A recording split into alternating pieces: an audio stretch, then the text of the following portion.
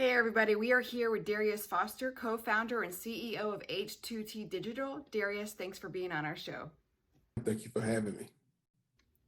Well, to start off, can you share with our audience a little bit more about what you do? Yes, ma'am. As far as H2T Digital, we are a software company. We're classified in ed tech, but we really land in workforce development, which is helping people determine what career paths to take and for placing them in jobs. So we've created two assessments that give you the user the results that we call their vocational DNA. And then that kind of directs them toward employers for careers, for jobs. Well, with that, I'd love to hear a backstory about your life and how you got to where you are today. And anyway, yeah, take it away. So I'm from Birmingham, Alabama, specifically the north side of Birmingham. I attended Miles College undergrad here in Birmingham or Fairfield. From there, I went into finance. I was recruited out of Miles with a large company into finance. And parallel to that, I was very actively politically. We won't get into all that. That's probably another interview for that one. But I got very active politically, and parallel to that, I was able to get appointed to the Alabama Commission on Higher Education. And so as I'm working in corporate, and I left the finance company, went into some consulting, and then from there I went to work for an ed tech company called Imagine Learning. And so once I got to the ed tech company, and parallel to being a higher ed commissioner, I saw an opportunity for career fit, a better career fit, or better job fit for individuals in workforce development. And from there, I put together a business plan. I'm really oversimplifying it, but I put together a business plan and two partners, and we were able to raise a seed round or angel round and start the company. And so that is a very 1-minute summary of a 10-year journey. Well, with that, I know you mentioned that you work with about 3 different kinds of clients. I'd love our audience to hear more of an expansive view of that so they can see how they fit into what you do. Our clients, one would be academia, high schools, because our career fit program is something that they're starting to take that assessment first before they begin any kind of workforce training in high school. So therefore, it's data-driven training. It's not a quick 5-minute, Likert scale. It's 1 to 10. How much do you like this? 1 to 10. How much do you like that? So high school and for colleges, they're starting to take our career fit assessment for their undeclared major students and those who may be seeming like they're struggling to pick a major or find a passion.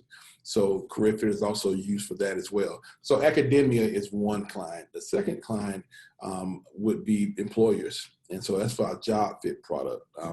They would let us know what occupational job they're hiring for. When they do that, we put that in our database, and there's a predetermined set of skills, abilities, and different other context elements that we have determined to set a benchmark, and then we assess their candidates, and we rank their candidates based upon those things. And they appreciate that because that's the most difficult piece, is narrowing down who to take serious, and we do that in a way that's objective, not subjective or prejudicial at all. So that's been the growing, the most fastest growing product for us is probably job fit. And the last customer, which we're just starting to touch and interact with, is the local governments and counties. If you have enough career fit and job fit data in your county, then we can begin to create what we call an economic interest report, which is you having the interest and skills and abilities reliably of, critical mass of your citizenry. And you're able to align that with with BLS data and economic data, and begin to include your citizens' interest and capacity in that process of economic development. So that is starting to take off for us. So yeah, so in a summary, academia, employers, and governments. All right, well, going to the next question I have, I would love to hear where you are now. I know that you've come a long way really shortly, and I'd love to kind of hear, what you are right now, 2020. We are just large enough. Uh, we're just further along to for acquisition, but trying to get to the point to where we are appealing to investment. Right now, we have customers. We're growing. We're past proof of concept. We're starting to see people enjoy the product, and employees starting to buy the product as well. And now, we're thinking and praying through scaling. What does scale look like? How do we scale faster? And so, that's where we are right now in the company.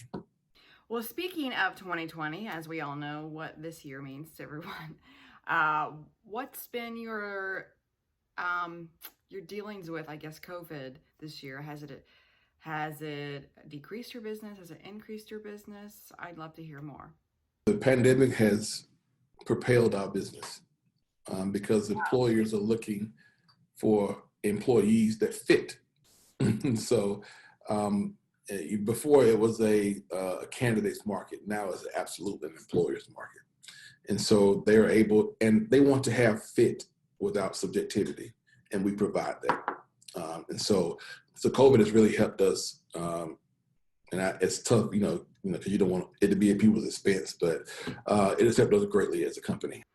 Well, I love to hear that. That's just good news all around, and that's what we're about. Good news. So I'm glad to hear that your business has increased this year. All right, it's awesome. So to close, I would love to hear if you have any last words or piece of advice or anything you'd like to say to the people watching this show. First of all, I want to shout out to the Southeast region, particularly Alabama. There are entrepreneurs thriving down here in the Deep South. So I wanted to give a shout out to the Southeastern tech engine. Our companies are, again, it's H2T Digital.